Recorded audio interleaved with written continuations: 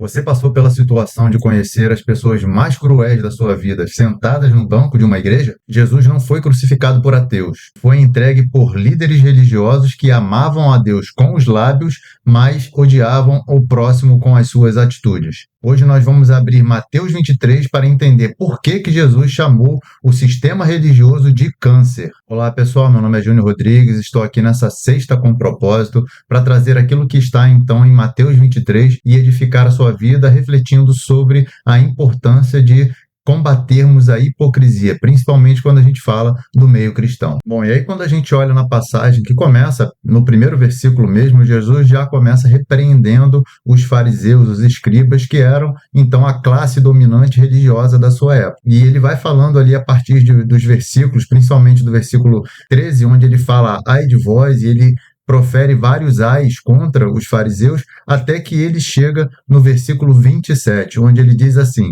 ai de vós, escribas e fariseus, hipócritas, pois sois semelhantes aos sepulcros caiados, que por fora realmente parecem formosos, mas interiormente estão cheios de ossos mortos e de toda a imundícia. E aí ele fala aqui exatamente sobre uma aparência de religiosidade, uma aparência de piedade, mas as pessoas por dentro, elas possuem um coração duro, um coração cheio de maldade, de egoísmo e que só pensam em si e nas suas próprias benesses. Jesus então usa essa imagem fortíssima, porque no deserto os túmulos eram pintados de branco justamente para que ninguém encostasse neles e ficassem impuros a partir da contaminação pelos mortos. Por fora, então, quando eles brilhavam no sol, eles eram lindos, mas por dentro, o que acontecia, o que existia?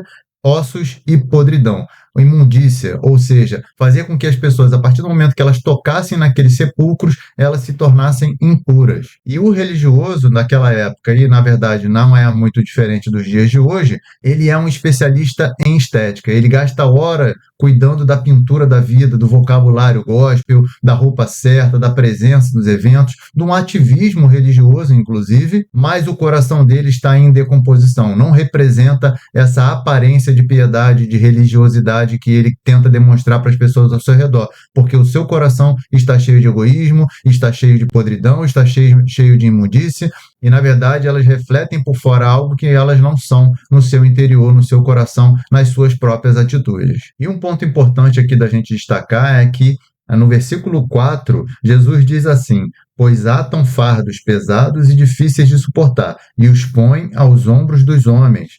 Eles, porém, nem com o dedo querem movê-los, ou seja, eles agem de uma forma que faz com que as pessoas sejam sobrecarregadas dessa religiosidade, dessa formalidade, do legalismo, mas eles mesmos não são capazes de mover uma palha para ajudar essas pessoas a superarem as suas dificuldades. Então, na verdade, quando a gente olha esse tipo de atitude, seja na sociedade ou seja até dentro de uma instituição religiosa, a gente percebe então que aqui há uma liderança por imposição, sem suporte, sem dar as condições para a pessoa poder evoluir e ultrapassar as suas dificuldades. O religioso, então, ele vai impor regras que nem ele mesmo é capaz de cumprir, que nem mesmo ele consegue atender a todos esses requisitos, e justamente ele cria um checklist de santidade para exigir das pessoas que elas sejam assim. E isso, então, acaba escravizando as pessoas, enquanto ele mesmo vive uma vida de privilégios e de hipocrisia nos bastidores e que não reflete essa santidade que ele está querendo impor e que ele está querendo transparecer para as pessoas. Outro ponto importante que Jesus destaca lá nos versículos 6 e 7, que ele diz assim: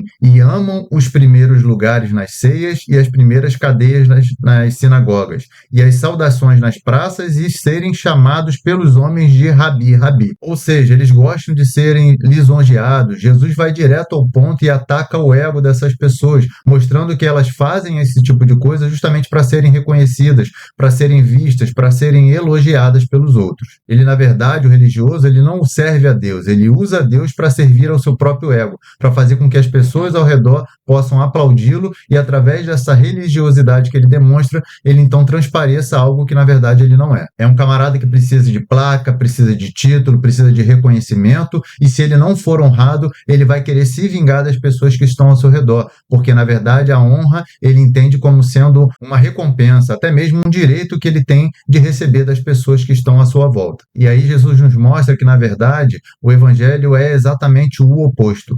O maior é o que serve. Aquele que então se humilha é aquele que vai ser exaltado. Aquele que se coloca numa posição de servo, que está ali para ajudar as outras pessoas, é que então vai ser exaltado, vai ser elevado pelo Pai. Se a sua fé, na verdade, ela depende de um cargo para ela poder existir, na verdade você não tem fé. Você tem um personagem que você quer demonstrar para as pessoas ao seu redor e transparecer algo que na verdade você não é. Jesus, então, na verdade, não veio para reformar um sistema religioso falido. Tanto que ele fala em outra passagem que não dá para a gente colocar remendo novo numa roupa velha, que a gente não pode colocar vinho novo num odre velho, porque tudo isso não vai conseguir coexistir ao mesmo tempo. Ele veio justamente para nos libertar de um sistema religioso falido. Ele quer o seu cansaço, a sua dedicação, e não uma perfeição fingida, algo que simplesmente transparece por fora, o que não reflete um coração quebrantado por dentro. Mateus 23 é um alerta para nós, para que não nos tornamos aquilo que nós criticamos, para que não vivamos nessa religiosidade,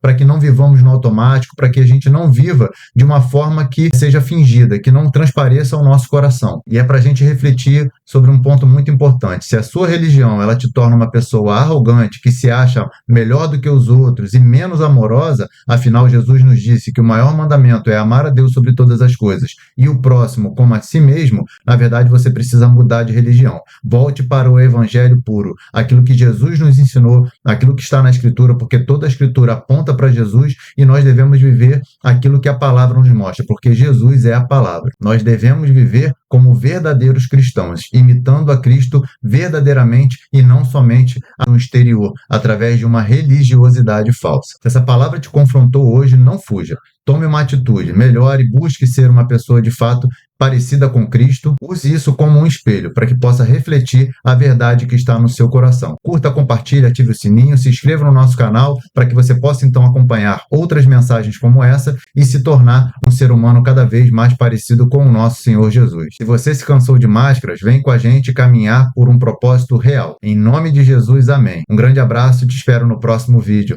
Uma boa sexta-feira com propósito.